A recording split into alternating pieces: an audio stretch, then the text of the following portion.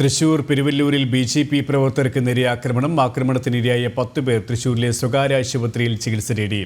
ആക്രമണത്തിന് പിന്നിൽ CPM എന്ന് ബി.ജെ.പി. ആരോപിച്ചു.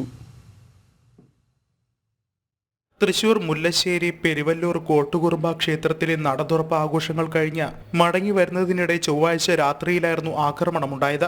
ആക്രമണത്തിൽ 10 ബി.ജെ.പി. പ്രവർത്തകർക്കാണ് പരിക്കേറ്റത്. പലർക്കും സാരമായി പരിക്കേറ്റിട്ടുണ്ട്. ലഹരി ഉപയോഗം ചോദ്യം ചെയ്തതിന്റെ വൈരാഗ്യമാണ് അക്രമത്തിന് പിന്നിലെന്ന് ആശുപത്രിയിൽ ചികിത്സ തേടിയ ബി.ജെ.പി. പ്രവർത്തകർ പറഞ്ഞു.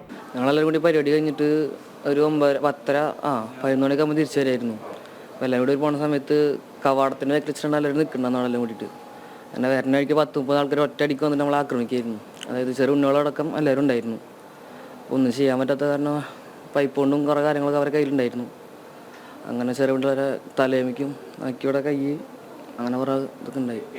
പൈപ്പ് അങ്ങനെ കുറേ കാര്യങ്ങളുണ്ടായിരുന്നു. ശ്രദ്ധിക്കാൻ പറ്റിയില്ല, പെട്ടെന്നായിരുന്നു. പിന്നെ രാത്രിയൊക്കെ നമുക്കൊന്നും അങ്ങോട്ട് നോക്കാൻ പറ്റിയില്ല. പിന്നിൽ CPM പ്രവർത്തകരാണെന്നും പോലീസിൽ പരാതി പറഞ്ഞിട്ടും കാര്യമായി എടുത്തില്ലെന്നും ബി.ജെ.പി. മണലൂർ മണ്ഡലം പ്രസിഡന്റ് ധനീഷ് പറഞ്ഞു.